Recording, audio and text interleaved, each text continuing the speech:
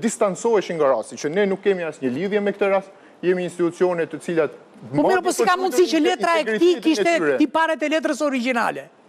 Ky është falsifikimi. Tani, nëse ne i kthehemi, ne jetojmë në këtë... A ka vula të thata, vula të njoma, vula të pjekura?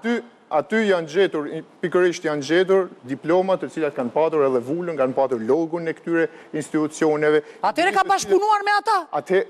Atëre që ka pas ka filiale Ministria e Zallbastarit? Kjo i takon padyshim hetimit i cili do dalë në një përfundim. Urojmë mos jemi në këto nivele, sepse kjo pastaj do e njolloste tërësisht sistemin tonë. Atëre unë po të them dy gjëra brenda kësaj. E para, në dijenin time, se unë jam edhe më i vjetër, që nga ditët e para të demokracisë, këtu është falsifikuar dhe vula ambasadës amerikane. Deri këtu kanë arritur.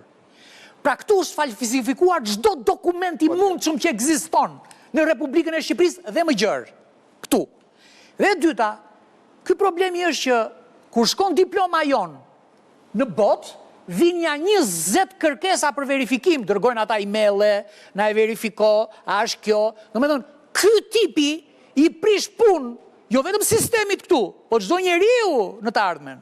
Se kjo duhet thënë. Ne nuk e dim numrin e diplomave që janë shpërndarë. Po, unë mendoj që është i barabartë me diplomat e vlefshme. Kjo i takon padyshim hetimit për ta zbuluar. Po jo vetëm te ky, jo, se ky është një.